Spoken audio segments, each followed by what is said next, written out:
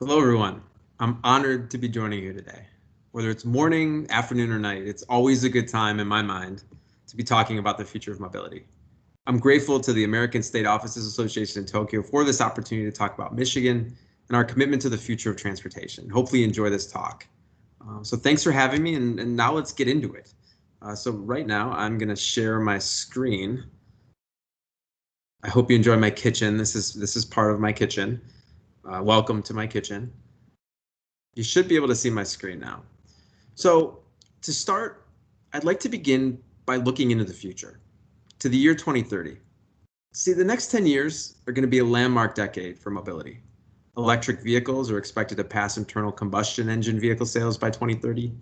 Software will represent more than 50% of the value of a vehicle by 2030. Level 2 autonomous vehicles or partially autonomous vehicles are expected to make up almost 50% of new vehicle production by 2030. So people will still likely drive their cars, but there's a good chance that their cars will park themselves, navigate construction zones by themselves, or drive on the highway by themselves. Also by 2030, Tesla's expecting to produce 20 million vehicles a year, and Uber is committed to 100% electric vehicle ride sharing. It's going to be a big decade for mobility and electrification. And with that said, our Governor Gretchen Whitmer, and this administration fundamentally believe that the year 2030 and the future of mobility will belong to the state that prepares for it best. And that the year 2030 is not something future state officials will just enter. It's something that today's state officials will create. And with that in mind, Governor Whitmer created the new Office of Future Mobility and Electrification and the Chief Mobility Officer role, which is the role that I'm currently in, back in early 2020. The office is expected and is going to be a dedicated resource focused on making sure that Michigan leads the world in 2030 and beyond. So in today's presentation, I'd really like to accomplish two things. I'd like to describe our case for change, so why the state invested in a new office on mobility and why it matters. And then I want to share a little bit about our strategy and the objectives for this office, in the hopes that there could be some partnership opportunities, or you may want to take that next step and have a conversation about what it may look like to expand in North America. But before we get into that, I'd like to state the definitions that we use when describing mobility and electrification. With mobility, we believe it refers to the technologies and services that enable people and goods to move around more freely. The key point here is that this is a simple definition. It's to the point, and it leaves just a little bit of room for the future. There's no mention of automotive, because automotive is just one industry converging on the space. And when it comes to electrification, we believe it's the range of technologies that use electricity to propel a vehicle. So the key point here is that it's not just charging stations, and it's not just the grid, it's not just vehicles, it's the harmonization of all of those things. And so let's get into the case for change. And so the creation of Michigan's Office of Future Mobility and Electrification is informed by 5 market trends: industry disruption, workforce evolution, more competitive research and development, and more competitive startup environments, increasing importance of smart infrastructure, and regional asset growth. So let's get into these. Let's start with the first one, which is industry disruption. The last 10 years have shown a strong domestic auto industry, but Michigan's per capita income remains below the national average. So what that means is a strong domestic auto industry no longer guarantees widely shared prosperity in Michigan. The last decade has also seen 4 foundational technologies: electric, autonomous, shared, and connected, disrupt mobility and electrification and the supply chains that make up both sectors. And this disruption is shifting profit pools and creating new winners and losers. So if you look at the bar chart on the left-hand side, you'll notice how the relationship between emerging and classic profit pools are expecting to play out over the next 15 years.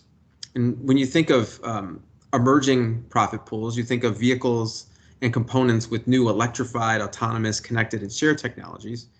And when you think of classic profit pools, you think of vehicles and components with internal combustion engine and traditional technologies. And you can see how the color green becomes more apparent as you move towards the year 2035. And when it comes to the supply chain impact, I mean, that's going to be massive. You're seeing traditional automakers producing parts in-house again, like e-axles, to claim a greater share of value. You're seeing new automakers, new OEMs, being challenged by vehicle startups. You're seeing tier one auto suppliers move backwards in the supply chain to sell batteries and other electronics. And you're seeing tier two suppliers for components like batteries now skipping over those tier ones and selling directly to the automakers.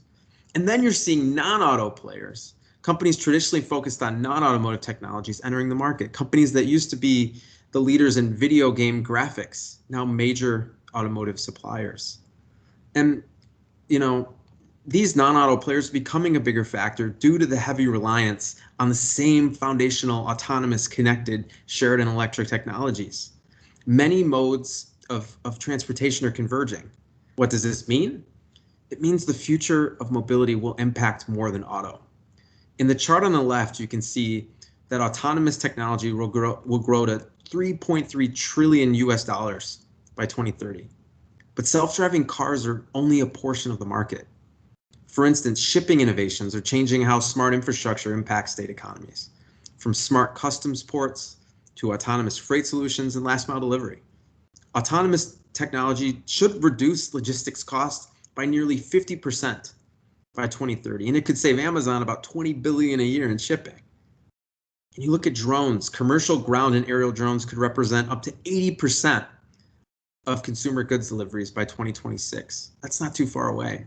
A single global shipment can involve 30 organizations and over 200 interactions across various infrastructure assets, whether it's road, rail, port, even by the air.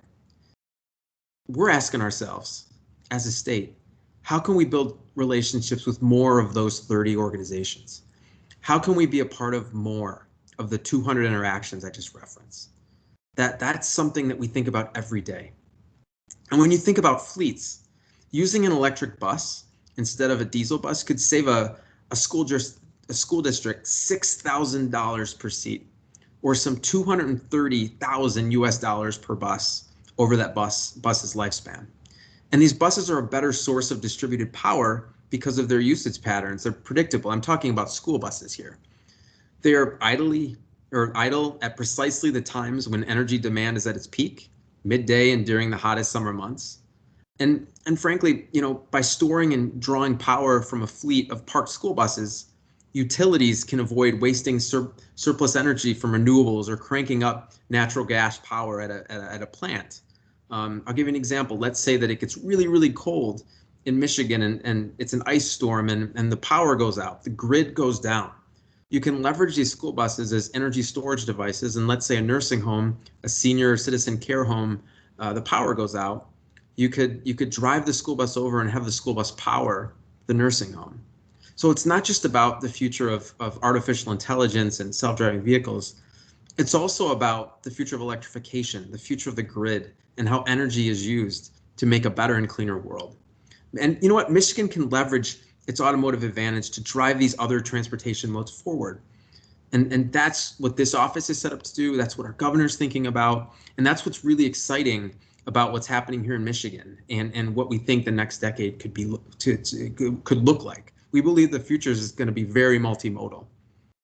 Another example I'll give you. So Michigan's border crossing, it's globally significant. Michigan is home to 2 of the top 3 busiest rail border ports in the US. But the truth is it could actually be busier if we installed smart infrastructure. And then when you look at drones, I mentioned before, we have multiple ground and aerial drone test sites, training programs at the University of Michigan, Michigan State University, Kettering University, Michigan Tech, and these are all over the state. And our drone startups have raised millions of dollars in venture capital over the last 5 years. Michigan is becoming a drone powerhouse. I know we typically are known for our automotive or passenger vehicle leadership, but we're also becoming a leader in the air, and that's pretty exciting. So the second market trend I'd like to talk to you about is the jobs impact of mobility and electrification, because it's going to be significant. Nationally, the mobility industry will need about 45,000 new people with computer-related engineering skills by 2030. Michigan's going to need about 12,000 people with these skills to retain its pole position as a global mobility leader. And that's going to take Michigan's government, university and business leaders coming together, focusing on upskilling and reskilling our workforce, and we're committed to that. The third trend is around startups.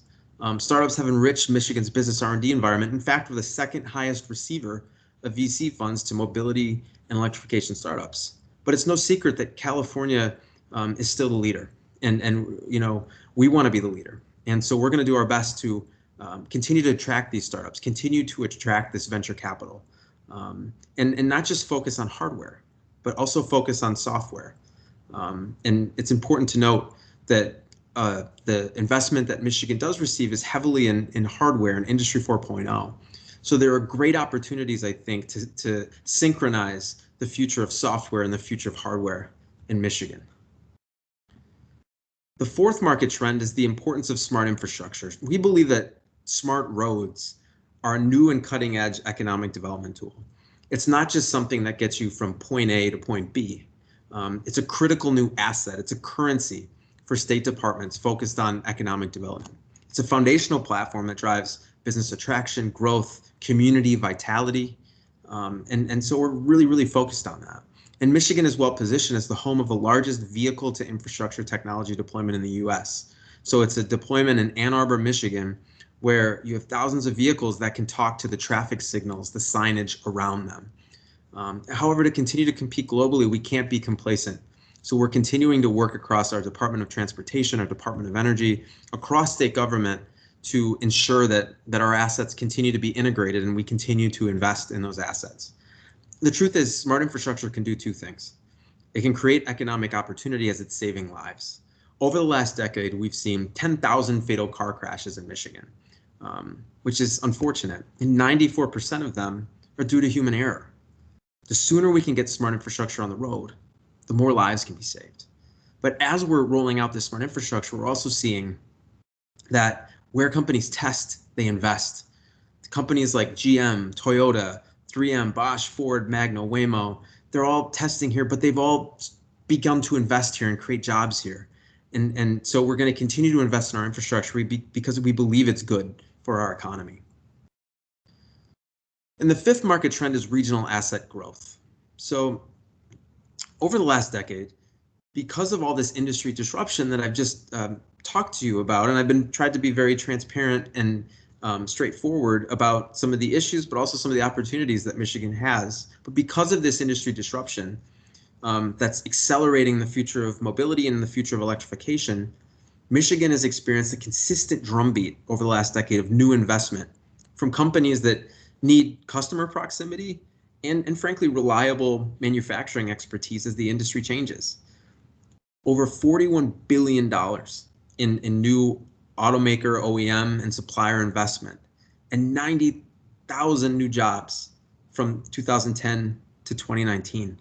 And you can see the different types of automotive companies that have invested in this ecosystem, from large automakers to technology-focused suppliers, to traditional suppliers, to some of the new multimodal startups that aren't just focused on the car, but focused on things like scooters, focused on things like smart cities and cybersecurity, autonomous shuttles. So there are just a lot of things that you know are going right in Michigan, and our job is to keep them going right. And our job is to continue to extend a great welcome and to extend as many resources as we possibly can to companies outside of the ecosystem, inviting them in, because we believe that partnerships are what's going to drive the industry forward and allow this technology to truly impact lives. So you can see that the investment that I just shared is more than any other region in the United States, and we're really proud of that. And our teams at the state level, but also in private industry, we've worked hard to get to this place. And here's some examples of note just over the last 2 years. So Waymo, which is Google's self-driving arm, made over a $13 million investment in Detroit to build the world's first factory 100% dedicated to autonomous vehicles. This is a partnership with Magna to equip all electric Jaguar I-Paces and Chrysler Pacifica minivans. General Motors made a $3 billion investment at a local Detroit location to retool production for electric pickups, vans, and battery modules. And that's going to create over 2,000 jobs. Fiat Chrysler Automotive made a $2.1 billion investment at its Detroit location to aid in the current production and introduce the new electric Durango and next generation Grand Cherokee. That's over 1,000 jobs. And Ford Motor Company made a $700 million investment at its Dearborn headquarters to produce the all-new F-150 and the electric F-150, as well as the new production of the Raptor. And that's 1,500 jobs. And because of all this local activity from our homegrown companies, we've seen companies from all over the world want to come here and be a part of it, such as Akasol, based in Europe, enter the North American market with a new facility, 400-person battery technology integration center. And the idea will be for this facility to focus on second-generation OEM battery systems and high energy density battery systems. So we're really excited about that. And if any of you are interested in learning a bit more about how Akasol did what it did, we'd be happy to talk to you. So Michigan's unique mix of regional assets give tech clusters like Silicon Valley, parts of Asia, Israel, and other high growth markets many opportunities for deeper partnership. Specifically, there are many of these markets that have a high concentration of software companies, but they need rapid prototyping or low volume manufacturing. In Michigan, we have factories operating with excess capacity, especially during traditional automotive cycles. Some markets have cost prohibitive supply chain or foreign markets that have IP theft risk. Michigan has a deep, reliable, safe manufacturing expertise and infrastructure. Some markets have limited access to end customers. Michigan has large OEM and tier one supply base, 96 of the top 100 global suppliers, and resources to bridge the conversation barrier, which is tough when you're trying to get into a big customer. Some of these high growth markets have limited access to diverse testing environments and connected infrastructure. In Michigan, we have 4 seasons testing environments. You can test in summer, you can test in winter, and you can test in all sorts of urban and rural conditions to ensure that your technology can handle what needs to be handled in order to scale. And these are easy to access testing facilities as well. There are so many ways, and I can keep reading down this list, but in the interest of time, I'll keep moving, that Michigan can partner with you and do it in a way that expands your business globally. So our state has a lot of assets, but the truth is we have a lot of strong competitors, and you can see some of those competitors. You can see what San Francisco and Silicon Valley are doing in terms of investment. Shanghai has become a leader in electric vehicles, grants for electric vehicles.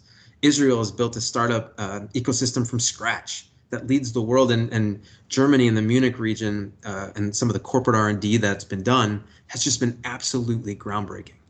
So in order to address these challenges and opportunities and to compete globally, that's why our governor created this new office. That's why I'm here talking to you today. We want to be able to share our story, but also share opportunities for you to think about what it would be like to do business here in Michigan.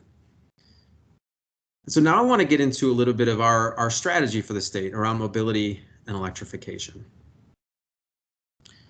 Our vision is simply this. We believe we can achieve a stronger state economy through safer, more equitable, and environmentally conscious transportation for all Michigan residents. And within that vision, there are a couple different guiding principles I'd like to share. The first is that a systems level approach is what's going to create economic development advantages. So how people and goods move is not isolated to one mode. So simply being the best at self-driving cars is just too narrow of a win to claim global leadership over all of mobility. The core elements of the new mobility era, which we talked about earlier, autonomous, connected, shared, and electric vehicle technologies, they're all systematically linked. So a state that can intentionally and consistently integrate all of these elements into its systems of movement for people and goods will create a better community and create a stronger industry and a stronger economy. And that's the recipe that the state of Michigan is following. Another guiding principle is that collaboration between the public and private sector is more critical than ever. We believe that a state that leverages public investment to spark private investment will move faster and build deeper partnerships. And finally, we believe that responsive policy is a core asset. So a state that focuses on new policy frameworks that account for future mobility scenarios will have the agility to hold leadership positions as the transportation landscape evolves ever so rapidly. And so those are the guiding principles that are kind of between the lines of this vision. And now I'd like to talk a bit more about the objectives. So these objectives are under our vision and are what our programs are shaped around. We want to increase mobility investment. We want to grow the industry here in Michigan because we believe that will help the companies here and further advance the industry globally. We want to engage more mobility startups, so continue to establish Michigan as the premier state for young companies. We really do believe we are. And expand Michigan's smart infrastructure, so further develop systems for deploying autonomous and shared transportation. We want to accelerate electric vehicle adoption, so support the transition from internal combustion engine vehicles to electric vehicles and expand the state's charging infrastructure. We want to further enable Michigan's mobility workforce, support efforts to develop and attract the skills and talent necessary to meet the changing demands of the mobility sector. And then finally, bolster Michigan's mobility manufacturing core. So protect the state's competitiveness in electric and autonomous vehicle manufacturing while marking a path toward its evolution. We're no different than any other manufacturing core, but we believe that we need to focus on what we have, our existing assets, but also focus on Industry 4.0, the future of manufacturing, and ensure that our companies have a chance to experience that future. That's a big priority for us. And so all of this, it's not done in silos. It's not done separately. We take an integrated approach. We believe that strong talent pools will attract growing companies. And these growing companies, these emerging companies, will fill the innovation pipelines of our region, of our state, not just with startups or within universities, but with our biggest companies, our automakers and our suppliers. And if we have this pipeline pumping out new technologies, whether it's from Ford or GM or other large companies in our state or emerging startups, all of these technologies are going to be the reason why Michigan can further advance its infrastructure, because you need a place to scale, test, deploy these new technologies. So as our infrastructure becomes more advanced, it reinforces Michigan's advantage, and it kind of creates a better place to live. And with all these new technologies being deployed successfully, there's going to be job creation, and there's going to be new skills and new types of jobs. So we'll have more targeted training, and that will bolster our talent pool. And then the circle repeats itself. And so our goal within our office and our goal with the MEDC and across state government is to allow this circle to go faster and faster and faster in a way that benefits our partners in Japan, Asia, Europe, other parts of the US, Canada, all over the world. And so really the ways that we think about it, the two levers that we're trying to pull to get this done are dynamic programming and responsive policy. I'll give you an example. Here are some things that we've done in the first 6 months of the Office of Future Mobility and Electrification. So we've announced the Road of the Future between Detroit and Ann Arbor. It's about a 40-mile stretch. This Road of the Future will be a dedicated self-driving vehicle lane for autonomous vehicles. It's a partnership with Ford, the University of Michigan, and Cavenue, a new entity formed by Sidewalk Infrastructures, which is a part of Alphabet, which is Google's parent company. And the goal here will be not just technology for technology's sake, but to take the very best in autonomous technology and apply it to the real world in an environment, a dedicated lane where it can impact someone's life. It can impact public transit. Other things we've done, we've rolled out autonomous shuttles in Detroit to help senior citizens get to and from doctor's appointments. We believe that the future of mobility needs to be inclusive, and it needs to help break down mobility barriers. And helping senior citizens move, whether it's to doctors or to the grocery stores, is a big priority for us. We've also begun to roll out new fast chargers, DC fast chargers statewide, strategic rural routes to ensure that our charging infrastructure is growing outside of Southeast Michigan, but in parts that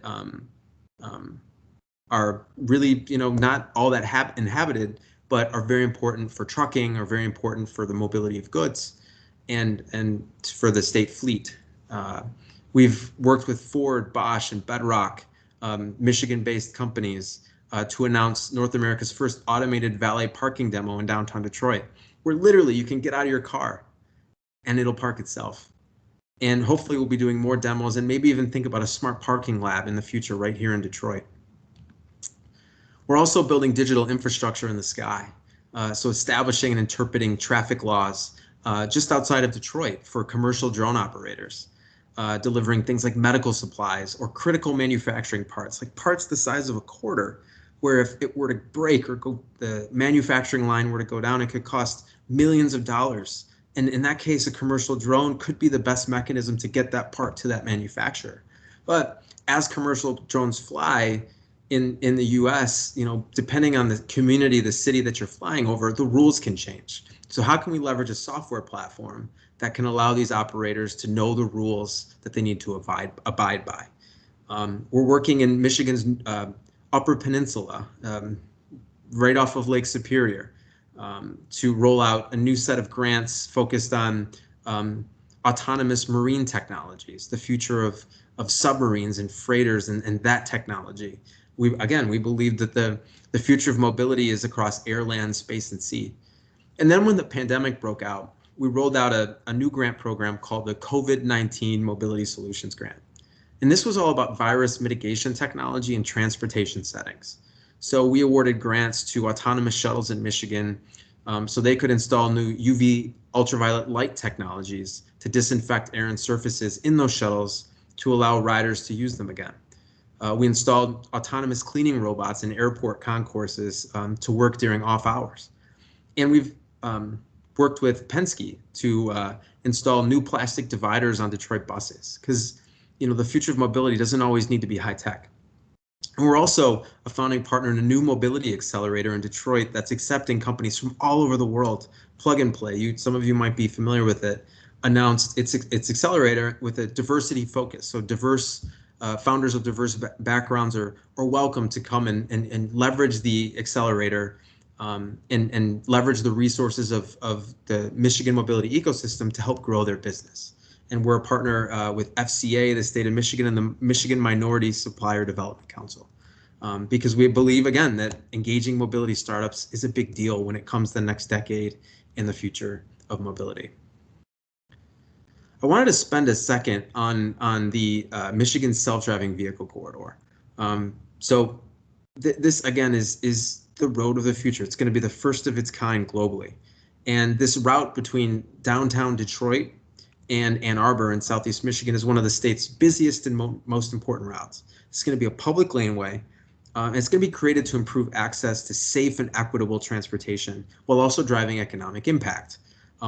We'll focus on physical infrastructure with this road, so well-maintained roadways, separation barriers, enhanced machine-readable markings. But we'll also focus on digital infrastructure like high-definition mapping along the route, high-accuracy ground-based GPS, road sensors for traffic, weather, and then coordination infrastructure. So as the road crosses through different communities, making sure there's interoperability.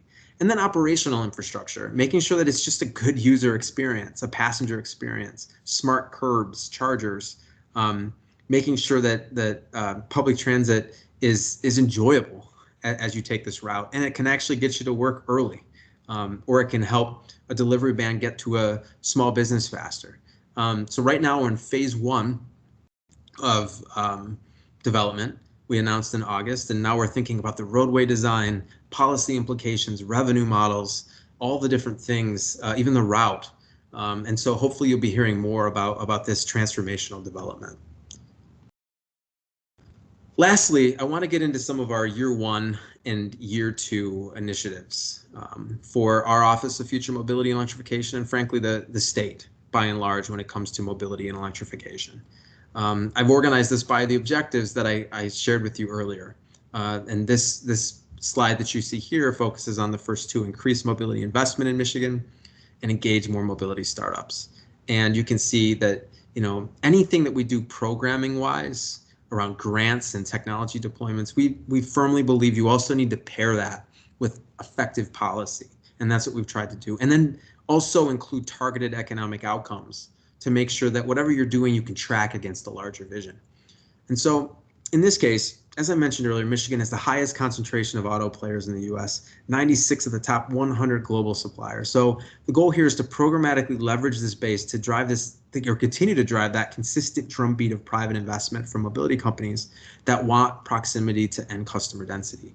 So we'll be launching new grant programs that focus on working with the best solution providers in the world to solve some of the urban and rural mobility challenges we have in the state. We're looking into Michigan testing passports that provide grants and custom data packages to AV and EV companies if they use Michigan testing sites or test on public roads. We're thinking about startups and how to assemble different services that sort of demystify working with the public sector to grow your business here in the state, and bring in, best-in-class tech accelerators to continue to expand our network of venture capital, our network of potential customers, and ensure that if a startup comes here, they stay here and they don't feel the need to go to Silicon Valley or other places. And then we want to pair that with policies such as R&D and EV tax credits to incent companies to invest in specific kinds of R&D that help move our ecosystem forward and frankly are important to the world, things like robotics and software innovations. And then establish state-to-state innovation-based MOUs. We don't believe in competition between Ohio and Illinois and California and Texas. We want to partner with them. And the reason we want to partner with them is because we want to push for federal policy that advances or creates more favorable environments for autonomous and electric vehicles. The next objective, or the next slide here, is focused on Michigan's smart infrastructure. We believe that a state that pulls together physical and digital infrastructure players and partners and leaders to enable and scale new mobility technologies and integrated asset management, that's a state that's going to lead the future. So in terms of programming, we want to continue to activate new technologies on the corridor that I just described. We also want to focus on the mobility of goods. What can we do to prove out larger in-state private investment in goods delivery through grants that help leading mobility companies develop use cases, whether that's last mile delivery or long-haul trucking. And then it's not always about long 40-mile corridors. It's also about looking at mobility at intersections and on sidewalks. What can we do around curbside monetization and smart parking, and just making our cities more livable, returning some of the road to, let's say, bikes or others, or walking, or our cities in a way that encourages commerce and encourages quality of life. And then pairing that with policies. So we actually created a council on future mobility and electrification that's governor appointed. And it will cover a wide variety of topics, from post-pandemic transport to cybersecurity to traffic laws. And it's made up of industry, lawmakers, universities, and they meet monthly to talk about ways to improve our laws. Next, electric vehicle adoption in Michigan. Electrification is the undercurrent for the future of mobility. Autonomy can't happen without electrification. Achieving an electrified transportation system is a dynamic storyline with benefits that cut across Michigan's and frankly the world's economic development, workforce, climate, and infrastructure futures. So we're going to be looking to grow our industry here, our battery supply chain in the state, and create new financing tools to do that. And also look at ways to create leapfrog moments or leadership moments, vehicle to grid pilots such as wireless charging in motion for public transit, or new innovations around locally produced electricity to the grid, things like that. And then pair it with policies such as streamlining electric vehicle charger permitting and installation, allowing more charger placement on state properties, interstate partnerships, as I mentioned before. There's so much to do with electrification policy here in the US. And then finally, the last two objectives are around further enabling Michigan's mobility workforce and bolstering Michigan's mobility manufacturing core. We need to drive policy and programs that support the advancement and stabilization of Michigan's mobility workforce and manufacturing core. It's critical. And so we want to ramp up mobility upskilling programs, work with partners to scale credentialing and post-secondary programs to focus on key autonomous vehicle and electric vehicle skills. We want to establish more EV reskilling, or retrain our existing factory talent to build and assemble batteries and electric drivetrains, and also continue to drive more hardware software matchmaking. We have so many great hardware manufacturers here in Michigan. How can we connect them to the emerging software opportunities, and vice versa, connecting these traditional tier 2, tier 3 suppliers to new opportunities. And then ensure that as we're growing, we're continuing to maintain strong labor standards, worker protections to ensure high quality mobility jobs now and in the future. And that's it. That's the presentation. I know I threw a lot at you. My goal was to provide you with sort of an overview of how we're looking at the global industry, how we're looking at where Michigan needs to go, as well as where we've been and what we can learn. So I wish we could have question and answer. Maybe there'll be another chance to do that. I hope I didn't run too long. I hope you found this really interesting, and hopefully I get to talk to you soon. Thank you again for your interest in our state, and I wish you the best. Thank you.